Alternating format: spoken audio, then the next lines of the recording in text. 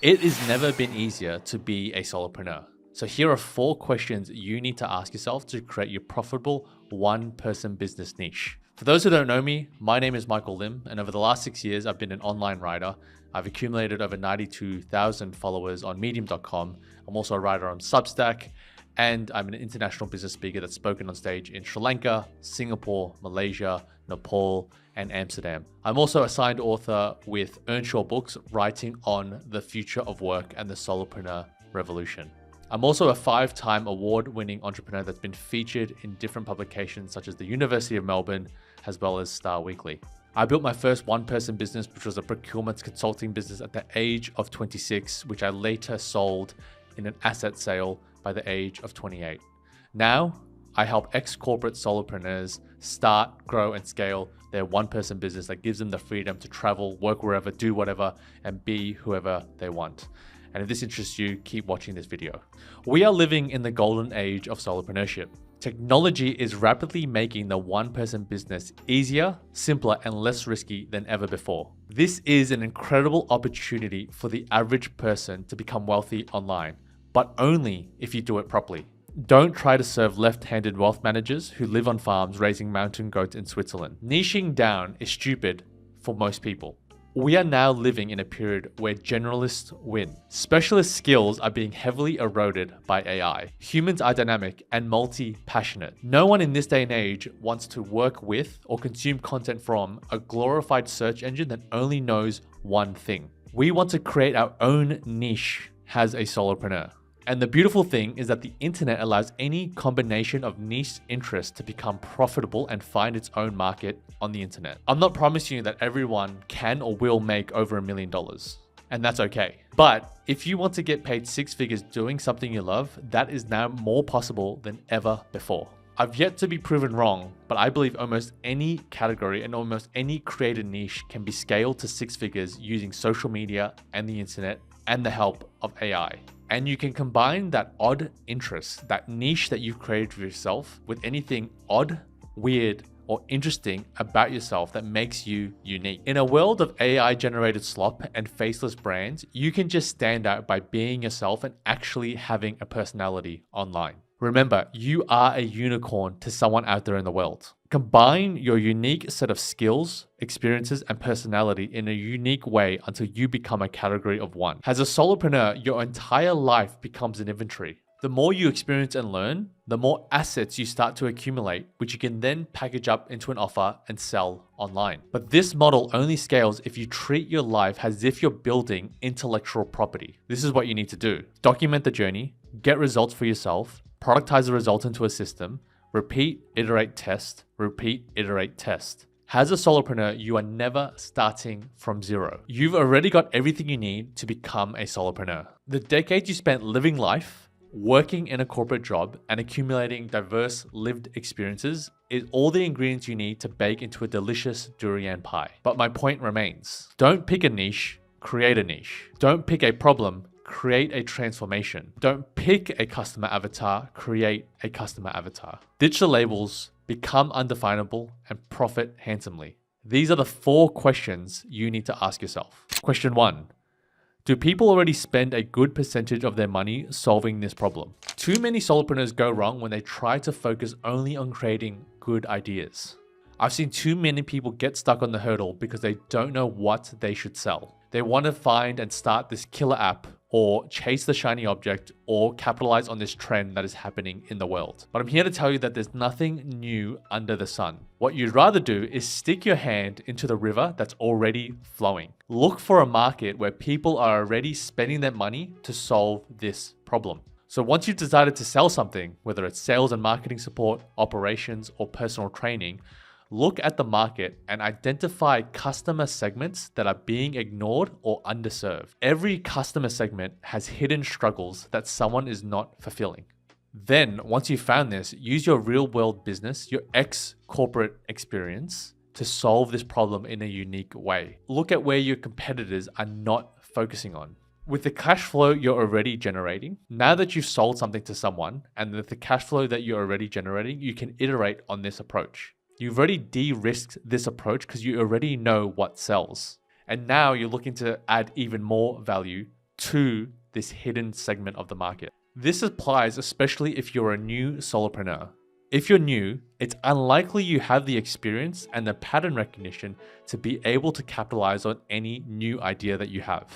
If you look around at any business, you'll find that they're selling exactly the same thing with just a slight variation, targeting a different customer base and making money from it. They've copied each other, but just made one tiny difference. And you can take that same approach. You want to be able to imitate someone before you innovate on their approach. The reason why most beginner solopreneurs fail is because they want to be original, but they haven't learned the skills or even earned the right to be original. So I want you to drop your ego and sell what is already selling. And the best way to do this is just reselling your ex-corporate experience as a freelancer or a fractional role. Drop your ego and save yourself the pain. Sell what is already selling.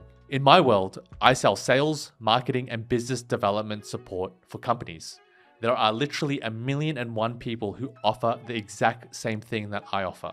But the reason why I started here is because I knew that every business struggles with sales, marketing, and business development. But while I started broad, I identified a particular segment of the market that was being ignored by everyone, which was 40-plus-year-old ex-corporate solopreneurs, which is probably you who is watching this video right now. After a few iterations, I actually validated this approach. I started to only target these types of people with my content, and more of them came into my world. Remember, if it doesn't already make money, it doesn't make sense. Sell what is already selling. Question 2. Do you have access to this group of people? I've got an average looking friend who dates models. I'm sure you know who you are, but how does he do it? The reason why he's able to date models is because he's a high-end fashion photographer. On these shoots, the models frequently spend hours, sometimes days, posed in semi-naked positions. They have to listen and trust him to take good photos. He represents the big brands that these models want to work with, and he has worked with many other models before. He has positioned himself as an authority and a figure of trust. Love it or hate it, that is the reality of dating, but also doing business. He simply has access to this cohort of people on a regular basis, and they spend hours with him building trust and learning who he is. But the same thing applies to you. As an ex-corporate or current corporate executive, you've already spent years, if not decades, cultivating and building high-value networks in your niche, industry, and sector. These are relationships that would take years to build, years to even get access to these people, and you already have them in your phone. You've done the hardest bit, and you've got access and proximity to these people that people would probably pay hundreds of thousands, if not millions of dollars to access themselves. Now, the thing is, you just need to ask them out on a date.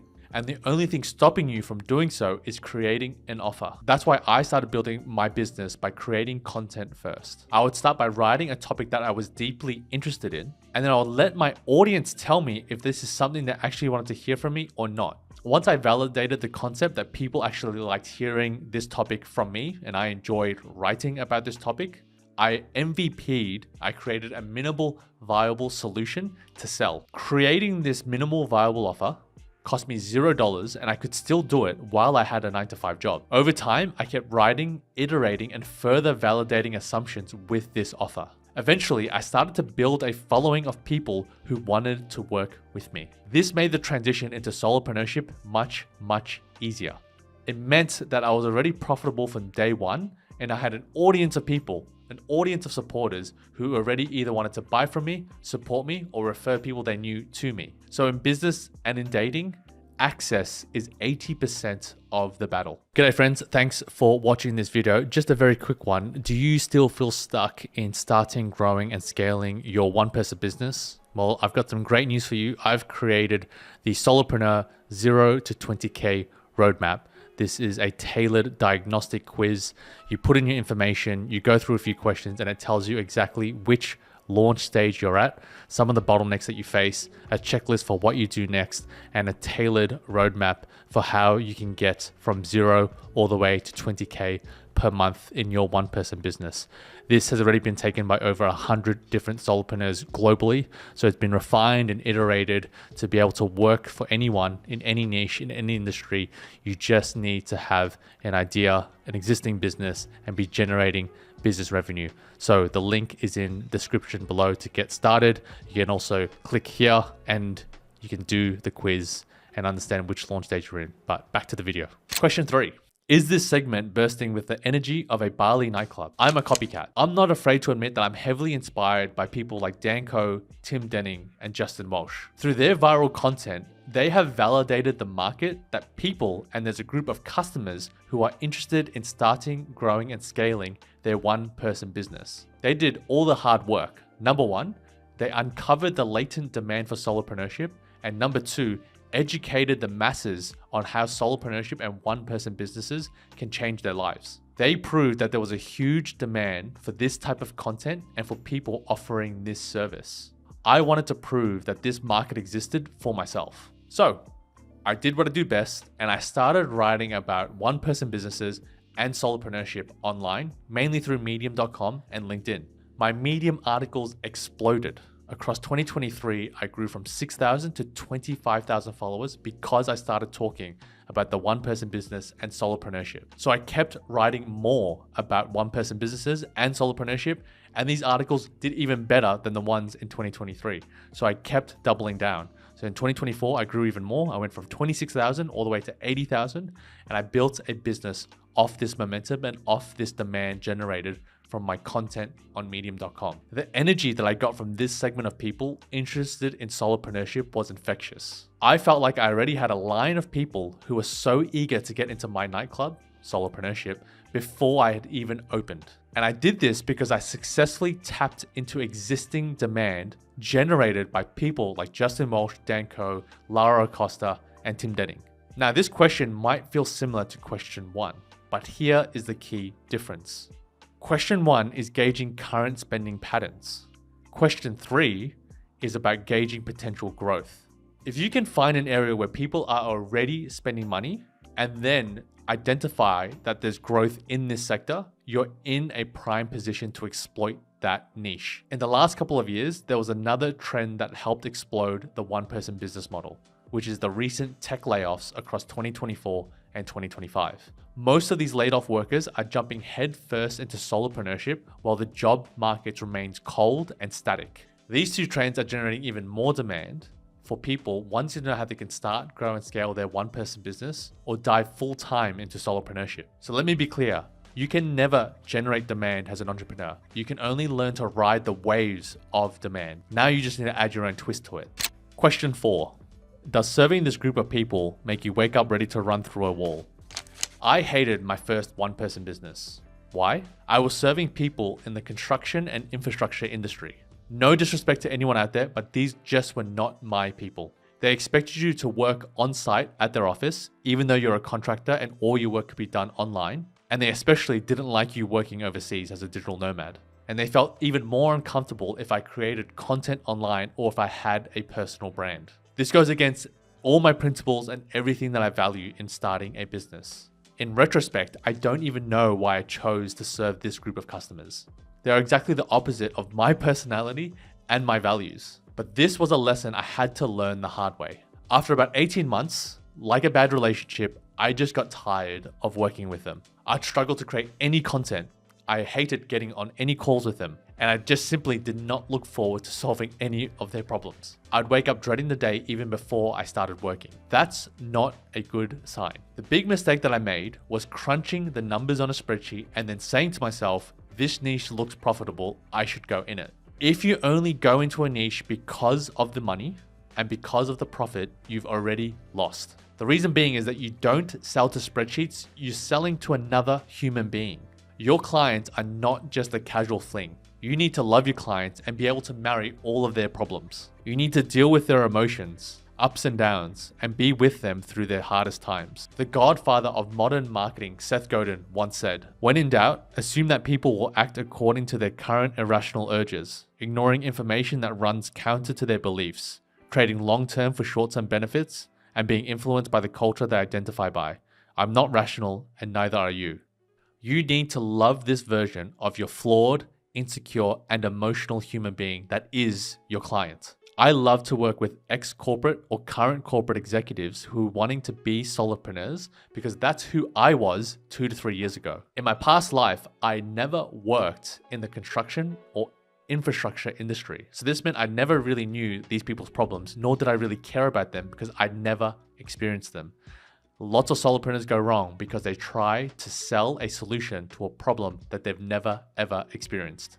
As I work with ex-corporate solopreneurs, I know exactly how it feels to be underappreciated, underpaid, lost, and stuck in a system that you can't get out of. This is why you need to love your customers and marry their problems.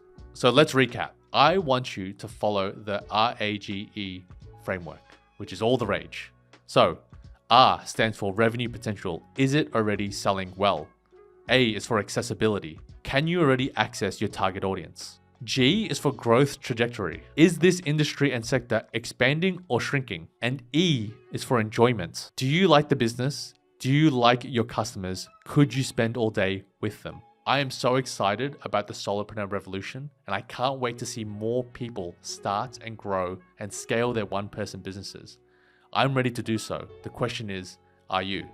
If you've got any questions about solopreneurship or one-person businesses, put them in the comments below and I will respond to them. That's all for this video. Whenever you're ready to launch together, I'm here to support your journey. I'll see you in the next one. Bye. G'day friends, thank you again for watching this video. I know that you got a lot of value out of it, but I'm not satisfied with the amount of value that I've given you so far. So if you want to learn how to make your first $1,000 online, I've created a free email course for you down below, completely 100% free for you to use. Put in your email, I'll send it directly to your inbox. You'll get the first one within 30 seconds to 2 minutes of signing up. You can read them at your own pace. You can collect all of them, read them, do whatever you like. But if you implement everything in this email course, you'll be able to make your first $1,000 online. Thank you so much. I can't wait to see you in the next video. Take care. Bye.